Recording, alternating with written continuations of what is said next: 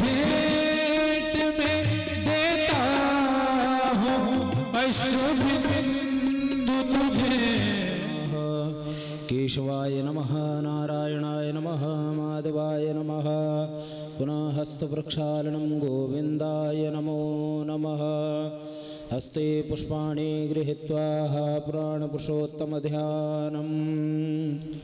निगमकल्पतरोर्गलितं फलं सुखमुखादमृतद्रवसंयुतं पिबत भागवतं रसमालय मुहुरहो रसिका भुवि भावका।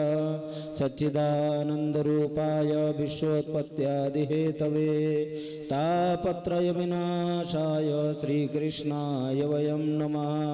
भगवते पुराणपुरुषोत्तमाय नमः। राधा कृष्णाभ्यां नमः। सकलोपचारार्थे गंधाक्षतपुष्पाणि समर्पयामि। पुनः पुष्पं गृहीत्वा सुखदेव भगवान का ध्यान करेंगे। यं प्रव्रजन्तमनुपेतमपेतकृत्यं द्वैपायनो विरह कातर आजुहाव। पुत्रेति तन्मयतया तरवो विनेदु संसर्वभूतहृदयं मुनिमानतोऽस्मि। व्यासनंदनाय नमः, सुखदेवाय नमः। सर्वोपचारार्थे गंधाक्षपुष्पाणि समर्पयामि। तुलसी मैया का ध्यान करेंगे। कृष्ण प्रियाय नमः, वृंदादिव्ये नमः। ओम नमो दिव्ये महादिव्ये शिवाय सततं नमः। नमः प्रकृतिभद्राय नियता प्रणता स्मतां तुलसी नमः। वृंदादिव्ये नमः। सकलोपचारार्थे गंधाक्षपुष्पाणि समर्पयामि। तिलक कर देंगे सबको। त्वां गंधर्वा अखन स्वाम इंद्र स्वाम बृहस्पति त्वामोखदे सोमो राजा विद्वान् जस्मादमुच्यत। अक्षतान् समर्पयामि। मालाङ्कुरम्माः जन्माद्यस्य यतोऽन्वयादितरतश्चार्थेष्वभिज्ञस्वराट् तेने ब्रह्महृदयादिकवये मुह्यन्ति सूरया। तेजो वारिमृदां यथा विनिमयो यत्र त्रिसर्गो मृषा। धाम्ना स्वेन सदा निरस्तकुहकं सत्यं परं धीमहि। प्राणपुरुषोत्तमाय नमः। पुष्पे पुष्पमालिकां समर्पयामि। हतव्यासपूजनं महा। व्यासाय विष्णुरूपाय व्यासरूपाय विष्णवे नमो वे ब्रह्मनिधये वासिष्ठाय नमो नमः। नमोऽस्त्वनन्ताय सहस्रमूर्तये सहस्रपादाचितुर्बाहवे सहस्रनाम्ने पुरुषाय शाश्वते सहस्रकोटियुगधारिणे नमः। भगवते व्यासरूपाय नमः। प्रार्थनापूर्वकं नमस्काराञ्जलिं समर्पयामि। आकाशात् पतितं तोयं यथा गच्छति सागर सर्वदेव नमस्कारं केशवं प्रति गच्छति। भूर्भुवस्वाहा। व्यासाय नमः। सर्वोपचारार्थे गंधाक्षपुष्पाणि समर्पयामि। एतानि गंध अक्षत पुष्प सदक्षिणां समर्पयामि। बोले व्यास भगवान की जय। सद्गुरु भगवान की जय। धर्म गंगेश्वर महादेव की जय। विप्रार्चनम महा। सभी ब्राह्मणों का पूजन करिएगा। ओम सहस्रशीर्षा पुरुकः सहस्राक्षः सहस्रपाद सर्वोमिको सर्वदशाङ्गुलं मा पुरुकः वेदगुं सर्वं यद्भूत दशभाव्यं मा उतामृतशेषानो जदन्नेनातिरोहते। एतावानस्य महिमानोज्जायामि। धर्म भक्ति विज्ञान खान की आरती अति पावन पुराण की। धर्म भक्ति विज्ञान खान की महापुराण भागवत निर्मल। महापुराण भागवत निर्मल। सुखमुख विगलित निगम कल्प फल सुख मुख विगलित निगम कल्प फल परमानंद सुधार समय फल परमानंद सुधार समय फल लीला रति रस निधान की आरती अति पावन पुराण की धर्म भक्ति विज्ञान खान की कलिमल मथन त्रिताप निवारिणी कलिमल मथन त्रिताप निवारिणी जन्म मृत्युमय भव भयहारिणी जन्म मृत्युमय भव भयहारिणी सेवत सतत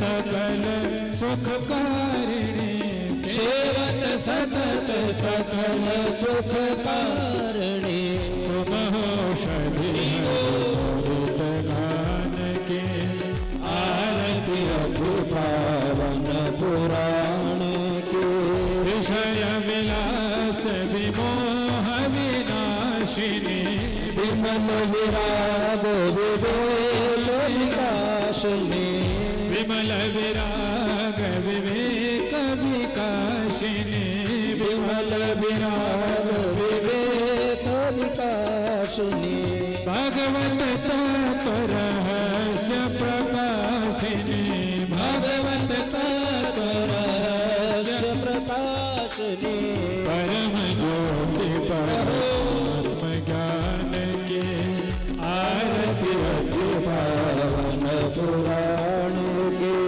परमहंस मुनि मन उल्लासिनी परमहंस मुनि मन उल्लासिनी रसिक हृदय रस रास विलासिनी रसिक हृदय रस रास भुक्ति मुक्ति रति प्रेम सुदासिनी भुक्ति मुक्ति प्रेम सुदासिनी कथा किंचन प्रिय सुजान के आरती अति पावन पुराण के धर्म भक्ति विज्ञान खान के अति पावन पुराण के धर्म भक्ति विज्ञान खान के आरती अति पावन पुराण पात्र मध्ये स्तोयं रामितं केशवोपरि अंगलग्नमनुष्याणां सर्वं पापं छन्दसापि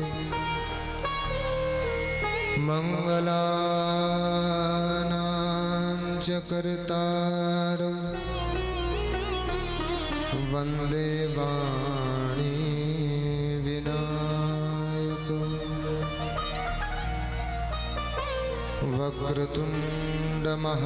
वक्रतुण्डमहाकाय सूर्यकोटि समप्रभ निर्विघ्नं कुरु मे देव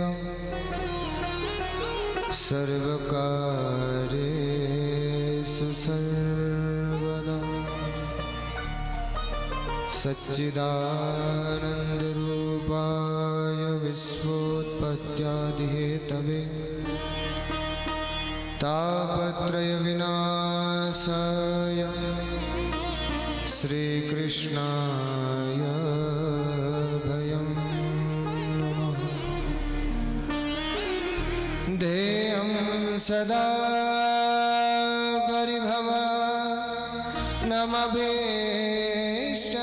परिभवानमभीष्टदोहम् तीर्थास्पदं शिवविरञ्चिनुतं शरणं वृत्यार्तिहं प्रणतपालभवाब्धिपूतं वन्दे महापुरुषते चरणारविन्दम् यं प्रव्रजन्तमनुपेतमपेतकृत्यं द्वैपायनो विरहकातराजुहाव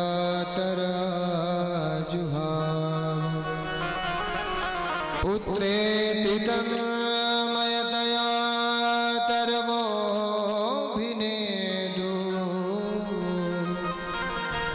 स्तं सर्वभूतहृदयं मुनिमानतोऽस्मि प्रह्लादनारदपराशरपुण्डरीक व्यासाम्बरीषशुकशौनकभीष्मदाल्भ्यः रुक्माङ्गदार्जुनवसिष्ठविभीषणादि एतानहं परमभागवता नमामि। श्री राधे मेरी स्वामिनी, मैं राधे तेरो दास,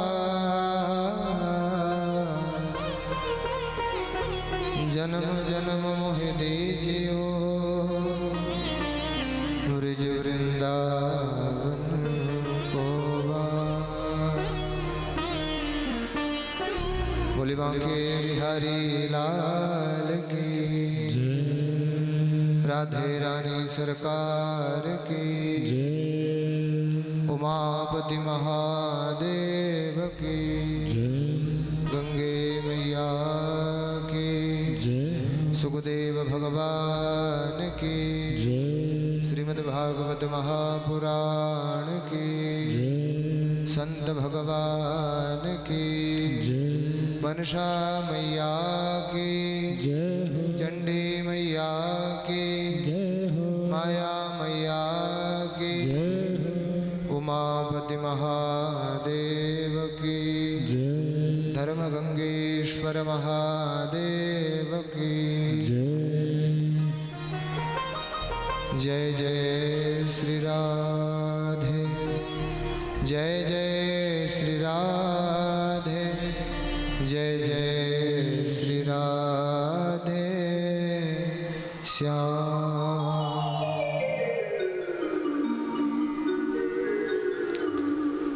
तो आइए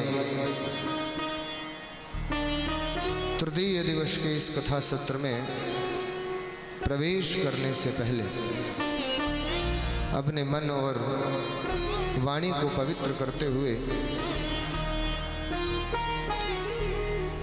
कुछ क्षण भगवान नाम संकीर्तन, तत्पश्चात आज की कथा में हम सभी प्रवेश करें।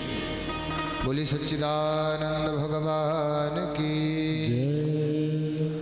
कृष्ण गोविंद गोविंद गोपाल नंदलाल, कृष्ण गोविंद गोविंद गोपाल नंदलाल, कृष्ण गोविंद गोविंद सभी गई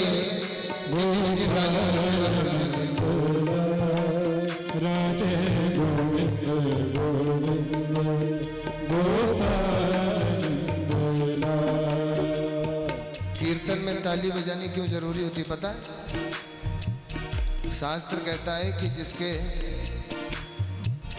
भाग्य को बढ़ाना हो, जिसकी हाथों की रेखाएं खराब हो, उनको कीर्तन में ताली बजाना चाहिए। क्यों? कीर्तन में ताली बजाने से खराब हाथों की रेखाएं अच्छी हो जाती हैं, दुर्भाग्य भाग्य में बदल जाता है। और एक चीज और, कुछ लोग सो जाते हैं, कुछ लोग ढीले पड़ जाते हैं, तो बगल वाले को चार्ज करने की जिम्मेदारी आपकी है। ठीक है जी, है ना? तो बगल वाले की सौगंध है आपको, तालियां और मुख रुकना नहीं चाहिए। कृष्ण गोविंद गोविंद गोपाल नंदलाल, राधे गोविंद गोपाल नंद लाल गाइए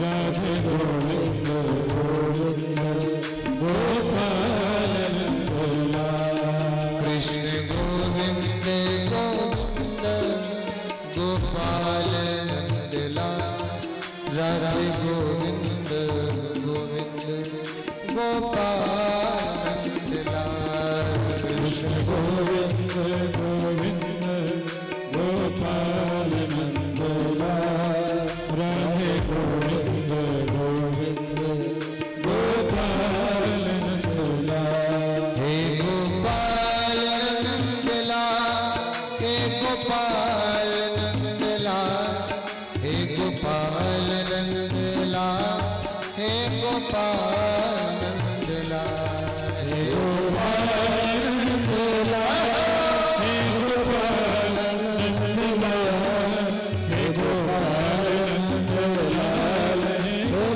लाल हे गोपाल नंद लाल हे गोपाल नंद लाल हे गोपाल नंद लाल हे गोपाल नंद लाल हे गोपाल नंद लाल हे गोपाल नंद लाल हे गोपाल नंद लाल कृष्ण गोविंद गोविंद गोपाल नंद लाल राधे गोविंद गोविंद गोपाल नंद लाल गोविंद गोविंद गोपाल नंद लाल राधे गोविंद गोविंद गोपाल नंद लाल कृष्ण गोविंद गोविंद गोपाल नंद लाल राधे गोविंद गोविंद गोपाल नंद लाल गोविंद गोविंद गोपाल नंद लाल राधे गोविंद गोविंद गोपाल नंद लाल हे गोपाल नंद लाल हे गोपाल नंद लाल हे गोपाल नंद लाल हे गोपाल नंद लाल हे गोपाल नंद लाल हे गोपाल नंद लाल हे गोपाल नंद लाल लगता है बगल वाले की कसम कच्ची खाई है। कुछ लोगों की तालियां रुक गई। बगल वाले का ध्यान रखो भाई। और ऊपर नित्य रहूं लटका अपनी बनमाल का फूल बना दे। लहरें टकराती रहे जिससे उस मूल कदम का वृक्ष बना रहो। कृष्ण गोविंद गोविंद गोपाल नंद लाल राधे गोविंद गोविंद गोपाल नंद लाल। कृष्ण गोविंद गाओ जरा देखें कितनी तेज आवाज है।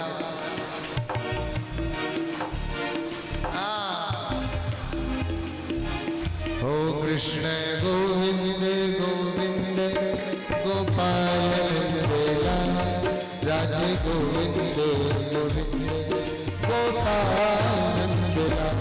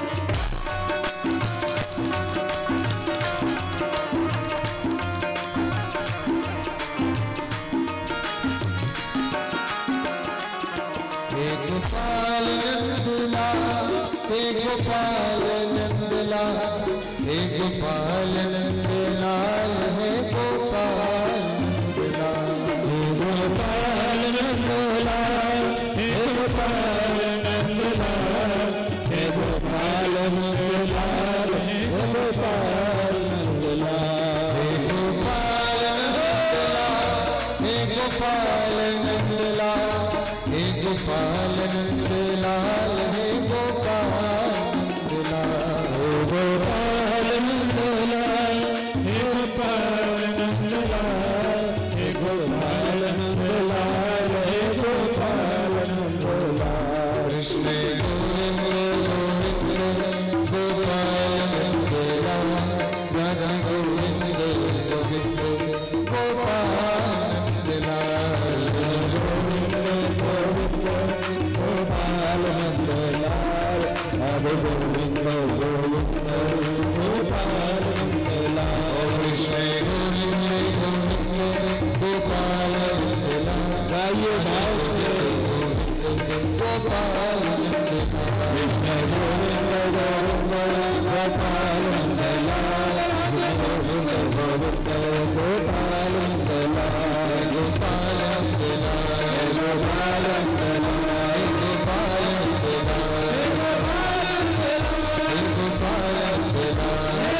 गोपाल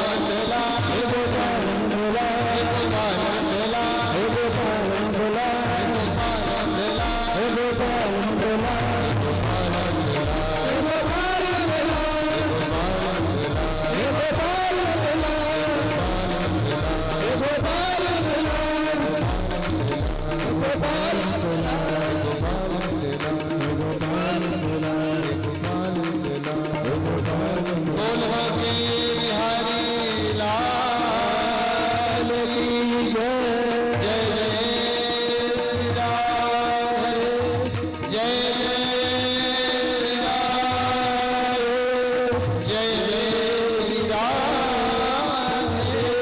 गोपाल बोल सच्चिदानंद भगवान की जय। सच्चिदानंद स्वरूप अकारण करुणा वरुणालय परात्पर परमाखिलेश्वर भगवान श्री कृष्ण, साथ में शोभायमान श्री राधा, आप सभी के समक्ष व्यासपीठ पर विराजमान अक्षर ब्रह्म के रूप में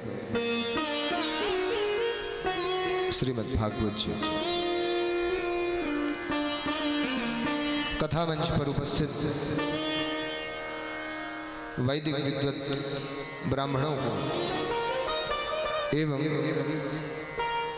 मां शारदा के उपासक प्रिय भाइयों को एवं कथा पंडाल में उपस्थित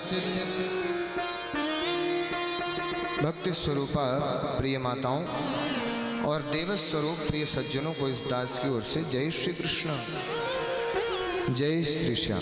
जय श्री श्याम।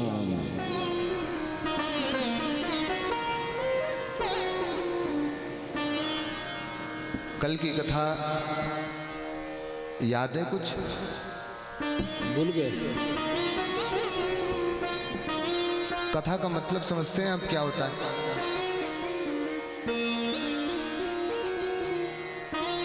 जहां पर कथा शब्द का उल्टा करिए तो होता है थाक। क्या होता है? जहां पर जीवन की सारी थकान खत्म हो जाती है उसे कथा कहते हैं। और आप थके हुए अगर यहां पर बैठे होंगे तो कथा आपको नहीं समझ में आई। दोबारा याद दिलाता हूं, सुनिए। कल की कथा में आपने श्रवण किया कि कैसे कुंती बुआ ने भगवान कृष्ण से दुख मांगे। क्या मांगे? दुख।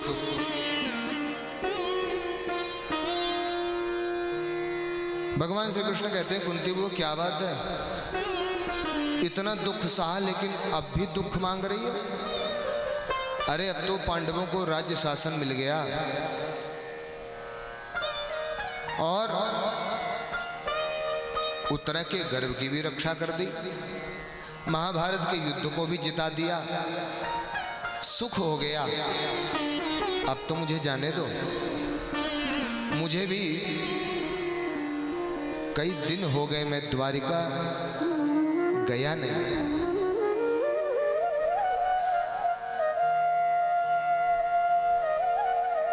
कुछ अच्छा मांगो।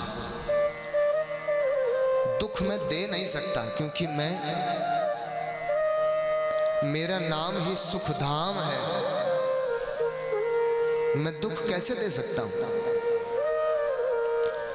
तो कुंती बुआ कहती है कि जब तक दुख रहा तब तक तू हमारे साथ रहा और अब सुख हो गया तो जा रहा है।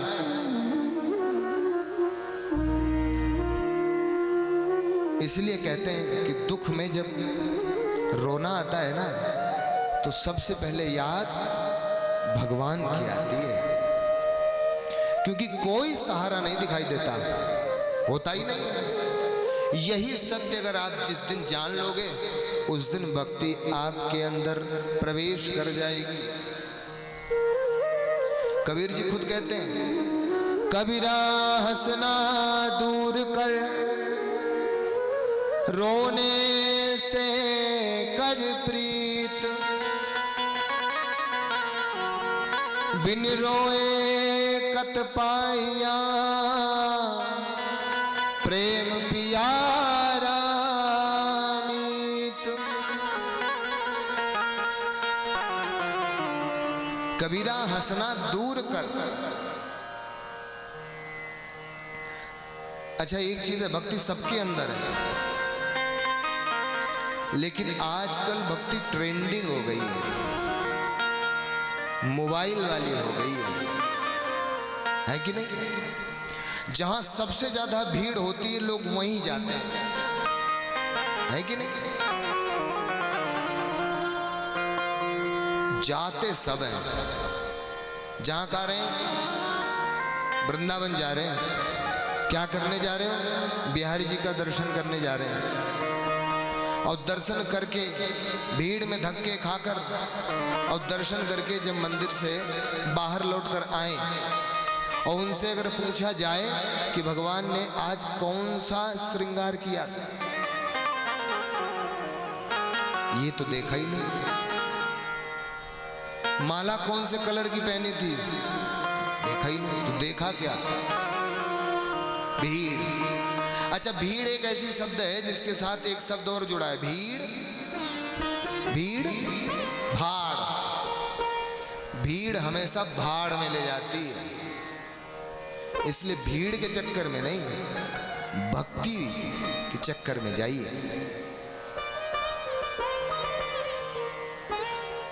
सब कुछ भगवान से सब कुछ मांगते हैं, लेकिन भगवान से दुख किसी ने नहीं मांगा। सुख के माथे सिल पड़ो जो हरियते जाए, और बलिहारी वा दुख की जो पल पल नाम रटाए। जब भी दुख होता है तो सबसे पहले भगवान की याद आती है, इसलिए कुंती बुआ भगवान से दुख मांग रही है।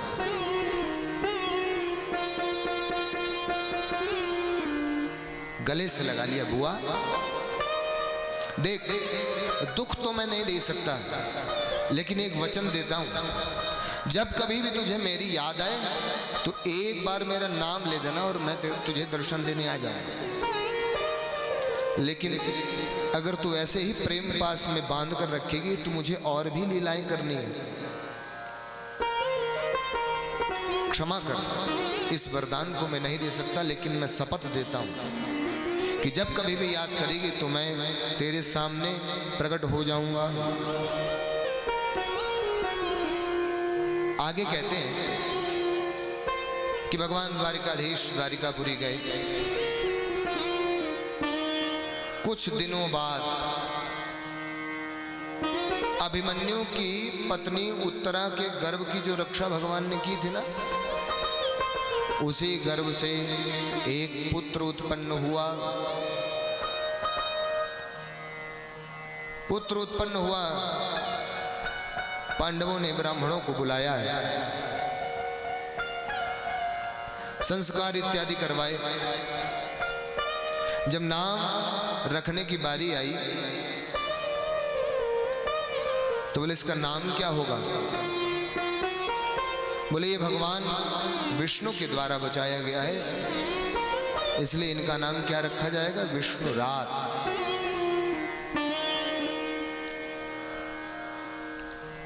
और एक नाम इनका परीक्षित भी होगा। तो परीक्षित नाम कैसे रखा? जब बालक गर्भ से बाहर निकला तो बालक उसी को चारों तरफ देखता है जिसको गर्भ में देखा था। जो गर्भ में रक्षा करने आया था उसी परमात्मा को वो चारों तरफ निहारता है। लेकिन कन्हैया कहीं दिखाई नहीं देते। क्यों? क्योंकि वो द्वारिका में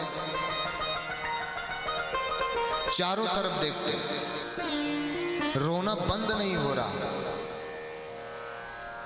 तो ब्राह्मणों ने नाम रख दिया परीक्षित। परितः इक्षति, चारों तरफ देखता है, इसलिए नाम रख दिया परीक्षित। द्वारिका में जब पता चला भगवान को कि उत्तरा के यहां पुत्र उत्पन्न हुआ, भगवान बधाई लेकर आए। नन्हे बालक को जैसे ही देखा, बालक पहचान गया। ओहो, जिसको मैं चारों तरफ ढूंढ रहा था वो ये खड़ा है। और जैसे ही गोद में परीक्षित को लिया है, परीक्षित का रोना बंद हो गया, हृदय से लगाया है। अब एक मजे की बात और सुनिए। भगवान कृष्ण का परीक्षित के साथ दो संबंध हैं। कितने संबंध हैं? एक संबंध से तो बाबा जी लगते हैं, दादाजी जिसको बोलते हैं। क्यों? अभिमन्यु किसका पुत्र था? बोलो बोलो। अर्जुन का। और अर्जुन के सखा भी थे भगवान कृष्ण, भाई भी थे। बुआ के लड़के थे ना अर्जुन, कुंती बुआ थी, तो भाई भी थे, सखा भी थे, जीजा जी भी थे। अर्जुन जीजा जी भी थे। तो उस नाते से परीक्षित के क्या लगे? अर्जुन तो लगे दादाजी, तो कृष्ण जी क्या लगे? वो भी दादाजी लगे, क्योंकि भाई है। और एक रिश्ता भाई का भी है। क्यों? क्योंकि दोनों ने एक ही गर्भ से जन्म लिया है। भगवान उत्तरा के गर्भ में गए थे ना, और गए थे तो निकले भी होंगे। तो इसका मतलब ये है कि गर्भ में भगवान गए भी और उनका गर्भ से जन्म भी हुआ, तो दोनों सहोदर भी हो गए। परिवार वालों को बड़ी इच्छा होती। तो कुंडली दिखाई गई, बोले युधिष्ठिर जैसा धर्मज्ञ होगा, भीम जैसा बलशाली होगा, अर्जुन जैसा धनुर्धारी होगा, और नकुल सहदेव जैसा सुंदर और ज्योतिषज्ञ होगा, दान पुण्य सत्कर्म करने वाला होगा। लेकिन एक ग्रह खराब है। क्या? बोले इसको एक ऋषि का श्राप लगेगा, जिससे इसके 7 दिन में मृत्यु हो जाएगी। अच्छा जी। लेकिन ज्यादा घबराने वाली बात नहीं है भाई। जब किसी को कुंडली दिखाओ तो जो देखने वाला ज्योतिषी होता है वो सामने वाले का हाव भाव देखकर भविष्य बताता है। मान लो कोई बड़ा संकट हो और सामने वाला व्यक्ति परेशान हो, और पंडित जी के द्वारा बता दिया जाए कि भैया बड़ा घोर संकट आने वाला है, तो वो तो पहले से ही अधमरा था। परेशान ना होता तो कुंडली दिखाता क्यों?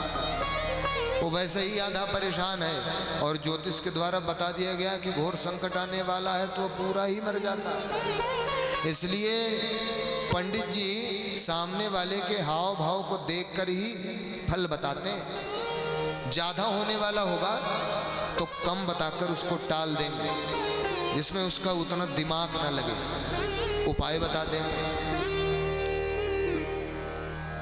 तो ब्राह्मणों ने कहा कि चिंता मत करो, श्राप तो लगेगा लेकिन संत की कृपा ऐसी होगी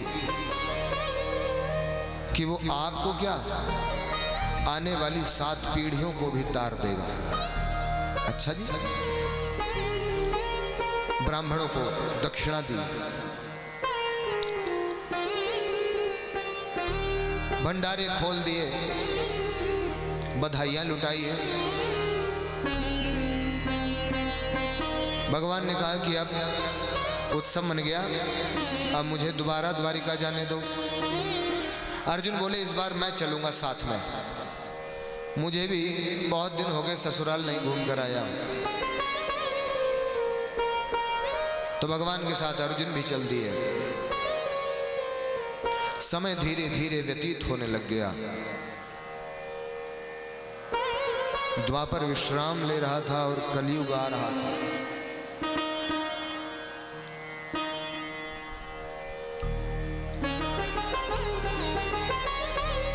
धीरे धीरे इस पृथ्वी पर सब कुछ बदलने लग गया। जब अच्छा समय समाप्त होता है और बुरा समय आता है तो धीरे धीरे अच्छाई समाप्त होती है। पहले जब कहते हैं ना कि व्यक्ति के ऊपर जब समय खराब होने वाला होता है तो सबसे पहले उसकी मति खराब होती है। ऐसे ही जब कुछ खराब होने वाला होता है तो धीरे धीरे खराब दिखने लगता है।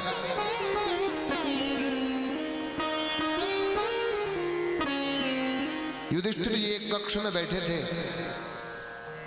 विचार कर रहे थे कि वृक्षों में फल आना कम हो गया, गायों ने दूध देना कम कर दिया, नदियां सूखती जा रही हैं, प्रकृति की सुंदरता समाप्त हो रही है, और धर्म के मार्ग पर चलने वाले लोग तो कम, अधर्म पर चलने वाले ज्यादा हो गए। ये अब सगुन समझ में नहीं आते, क्या हो रहा है। इतना विचार ही कर रहे थे कि अर्जुन आ गए।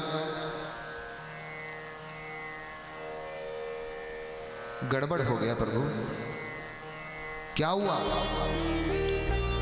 अरे जिन द्वारिकाधीश को मैं छोड़ने गया था और ऐसी खातिरदारी हुई कि मैं यहां आना भूल गया, लेकिन इतने बीच समय में हुआ क्या पता है?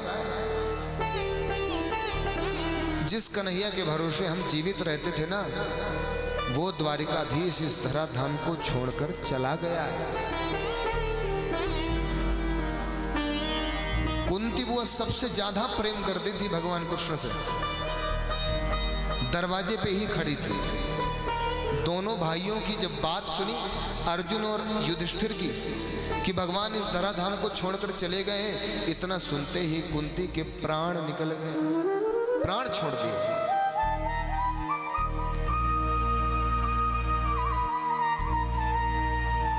महाभारत के युद्ध के बाद साथ में धृतराष्ट्र और गांधारी भी रहते थे, 5 पांडवों के साथ। विदुर जी तीर्थ यात्रा से लौटकर आए तो उन्होंने देखा, उन्होंने बोला कि वाह, जिनको तुमने जिंदगी भर मारना चाहा, आज तुम उनके ही टुकड़ों पर जी रहे हो। ये 5 पांडव कितने दयालु हैं। तुम मारना चाहते थे और ये आज भी तुम्हारी सेवा कर रहे हैं। मुझे तो ऐसा लगता है कि जैसे कुत्ते को रोटी डालो और कुत्ता रोटी के सहारे दरवाजे पर बैठा रहता है, ऐसी दशा तुम्हारी हो गई है।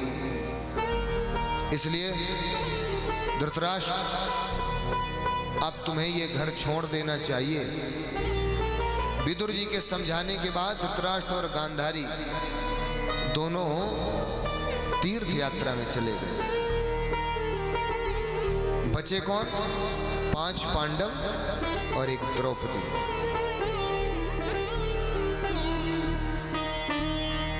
कुंती ने तो प्राण त्याग दिए। अभी 5 पांडव और द्रौपदी बची। विचार किया कि जिसके भरोसे हम जी रहे थे वो इस धराधाम को छोड़कर चला गया तो हमारा क्या काम, हम भी चलते। छोटे से बालक परीक्षित को राजगद्दी सौंप दी।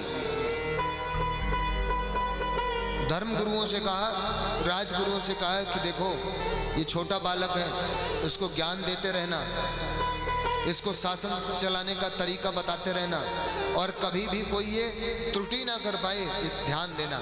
अब हम लोग इस घर को छोड़कर जा रहे हैं। कहाँ जा रहे हैं? स्वर्गारोहण की यात्रा। हरिद्वार आए, सप्तऋषि घाट देखिए ना, यहीं पर पांडवों ने स्नान किया, यहीं से यात्रा आरंभ की, स्वर्गारोहण की यात्रा की। सशरीर, शरीर के साथ स्वर्ग जाना चाहते थे, लेकिन हुआ क्या? बद्रीनाथ कौन कौन गए? उससे ऊपर माणा गांव कौन गया है? उससे ऊपर बसोधारा कौन गया? उस बसोधारा से भी ऊपर स्वर्गारोहण की यात्रा आती है, जिसको सतोपंथ भी कहा जाता है। वही रास्ता आगे जाकर स्वर्गारोहण की यात्रा भी कहलाती है, वही रास्ता है। और वहां तक जब पहुंचे, सशरीर 5 पांडव और द्रौपदी जाना चाहती थी, लेकिन एक लीला क्या घटी? स्वर्गारोहण की यात्रा में सबसे पहले द्रौपदी का शरीर श्रांत हो गया। बड़े छोटे की तरह क्रमशः जैसे भाई थे, क्रमानुसार युधिष्ठिर, भीम, अर्जुन, नकुल, सहदेव और पीछे द्रौपदी। सबसे पहले द्रौपदी के शरीर छूट गया, गिर गए। युधिष्ठिर दादा के पीछे चलते हुए भीम ने पूछा, भैया हम तो सशरीर स्वर्ग जाना चाहते थे, लेकिन पीछे तो द्रौपदी गिर गई, ये आगे क्यों नहीं आ पा रही है? बोले सुनो, सशरीर स्वर्ग वही जा सकता है जिसमें कोई द्वेष ना हो। तो द्रौपदी में क्या द्वेष था? बोले विवाह तो 5 पांडवों के साथ किया था, लेकिन प्रेम का भेद था। प्रेम वो सबसे ज्यादा अर्जुन से करती थी, इसीलिए भेद की दृष्टि होने के कारण स्वर्ग नहीं जा पाएगी।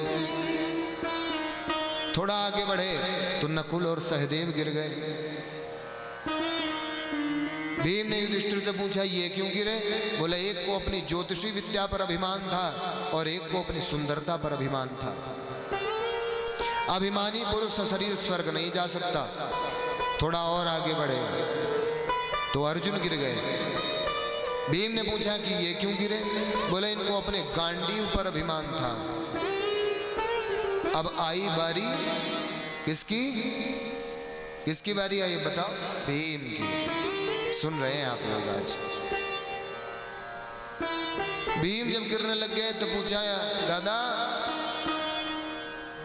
मैंने क्या किया, मैं क्यों गिर रहा हूं? बोले तुम और सब चीजों में तो ठीक थे, लेकिन तुम खाते ज्यादा था। तो बोला खाना भी कोई दोष होता है? बोला हाँ, सुनो आप लोग भी सुनो।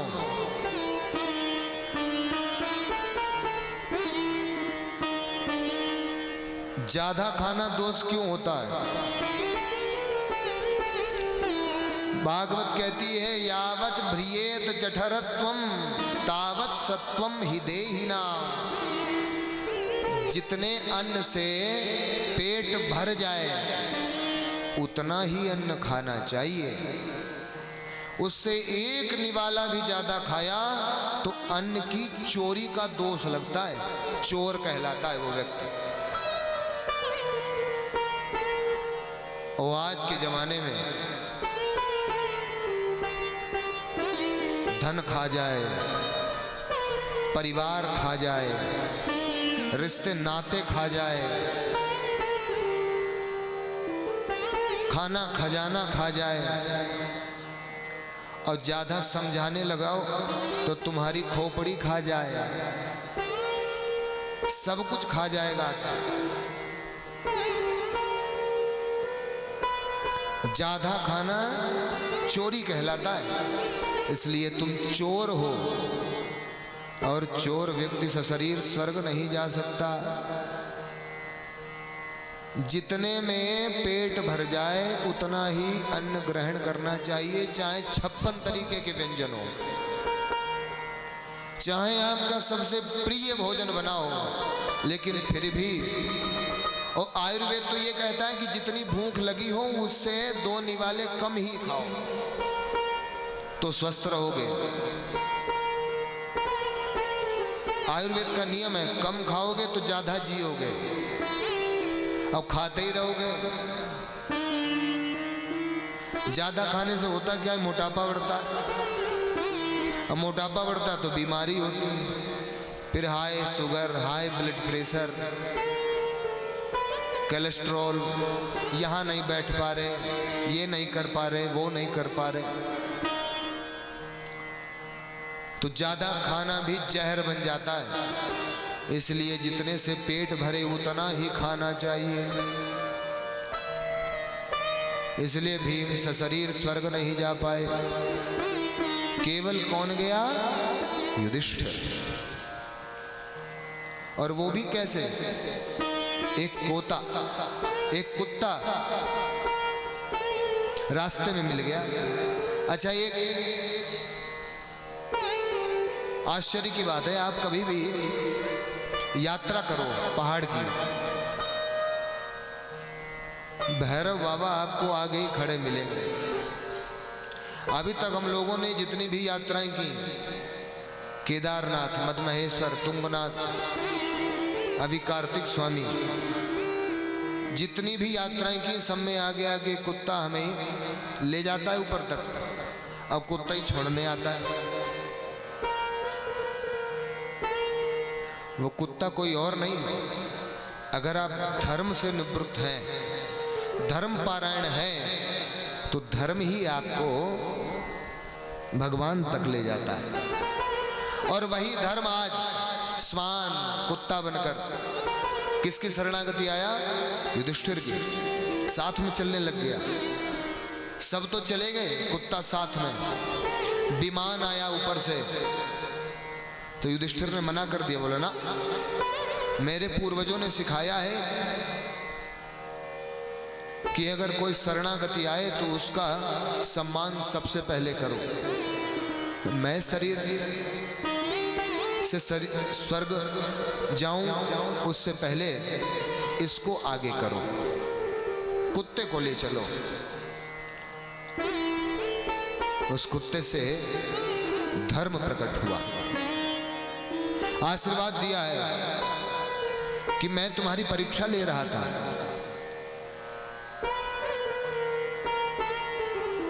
तुम मेरी परीक्षा में पास हुए, इसलिए तुम सशरीर स्वर्ग जाने के अधिकारी हो।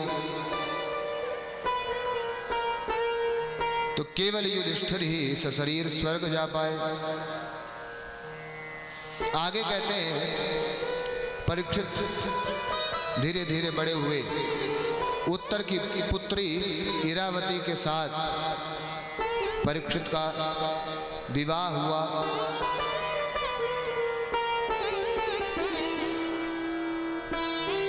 एक दिन की बात है, परीक्षित ने विचार किया कि इतना बड़ा राज्य शासन सौंप कर हमारे पूर्वज हमको देकर गए, जरा देखें कि मेरे राज्य शासन में उनके द्वारा दिए गए आदेश का पालन हो रहा है कि नहीं, शांति है कि नहीं, कोई कष्ट में तो नहीं है। ऐसा विचार करके भ्रमण के लिए निकले। थोड़ा आगे पहुंचे तो क्या देखा कि एक काला कलूटा आदमी एक गाय और एक बछड़े को पीट रहा है डंडे से।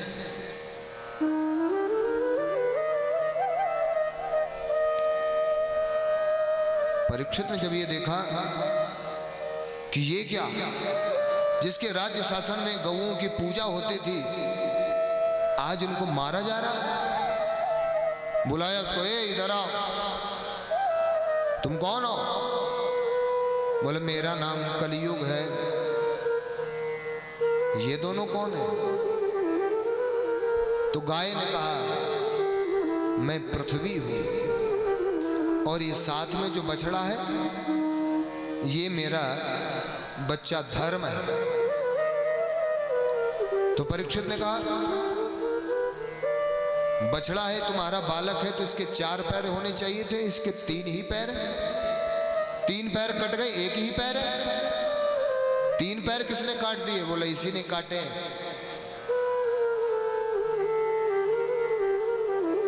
तो गाय स्वरूप पृथ्वी है और बछड़ा स्वरूप कौन है?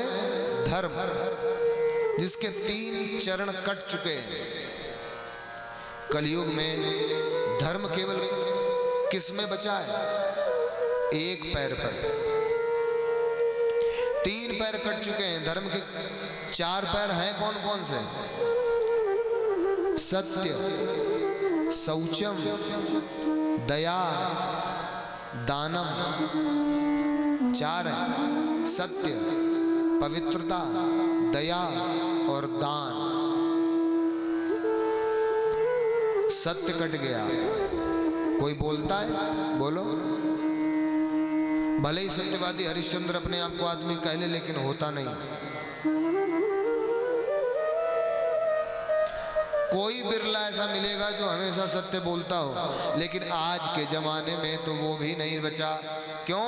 क्योंकि एक झूठ बोलने वाली मशीन आ गई है जो सबकी जेब में रहती है। हेलो, क्या कर रहे हो? कुछ नहीं, खाना खा रहे हैं। अरे जब कुछ नहीं कर रहे हो तो खाना कैसे खा रहे? कहाँ हो? आदमी घर में बैठा होगा एसी वाले कमरे में। अब कोई आदमी अगर फोन करे और मदद मांग रहा हो या कहीं जाना हो तो बहाना मार देगा, भैया मैं घर पे हूं ही नहीं, मेरी तबीयत खराब है, या मैं किसी काम से बाहर जा रहा हूं। कोई सत्य नहीं बोलता। पवित्रता तो बताई थी मैंने कैसी है।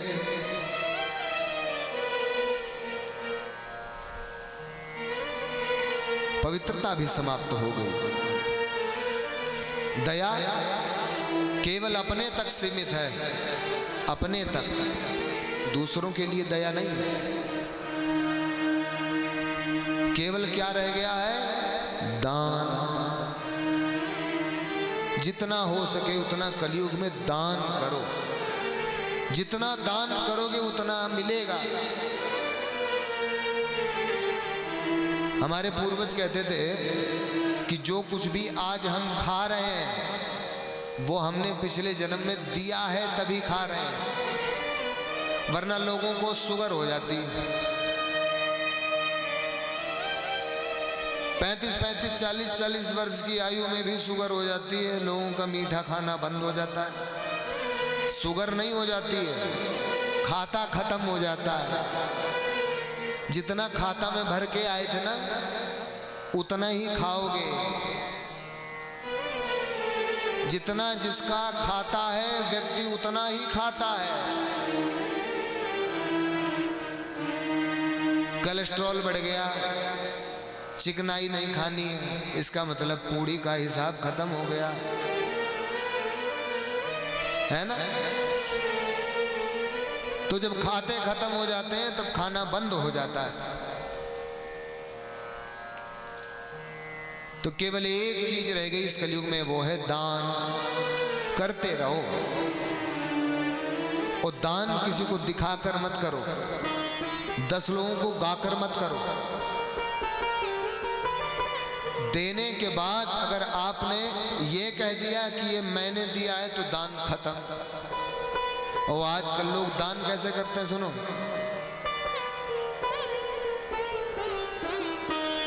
गौशाला में गए, आश्रम में गए, देखा गर्मी ज्यादा लग रही, पंखे नहीं है, तो उन्होंने बोला कि हमारी तरफ से पंखा लगवाओ। पंखा लगवाया और 3 पंखुड़ी, तीनों पंखुड़ियों में पूरे खानदान का नाम लिखवा दिया। स्वर्गीय पिताश्री की स्मृति में ये पंखा दान। जिंदगी भर तो चक्कर उन्होंने इस सृष्टि में खाया, और मरने के बाद पंखे में लटका कर चक्कर खा रहा। ऐसे दान हो। दान देने से पहले अपना नाम लिखाने की पहले ही सोचता है। आप देखो किसी रास्ते में निकलो, बेंच अगर पड़ी होगी तो उसमें सबसे पहले लिखा हो, कोई प्याऊ लगा होगा उसमें सबसे पहले लिखा होगा कि इसने दान किया। दान देने से पहले दान अपने नाम का लिखना उत्तम मानता है, तो ये वो दान नहीं होता। दान ऐसा होना चाहिए जिसमें किसी को हवा तक ना लगे, वो तो छोड़ो अपने को भी हवा ना लगे, ऐसा दान होना चाहिए, पता तक ना चले।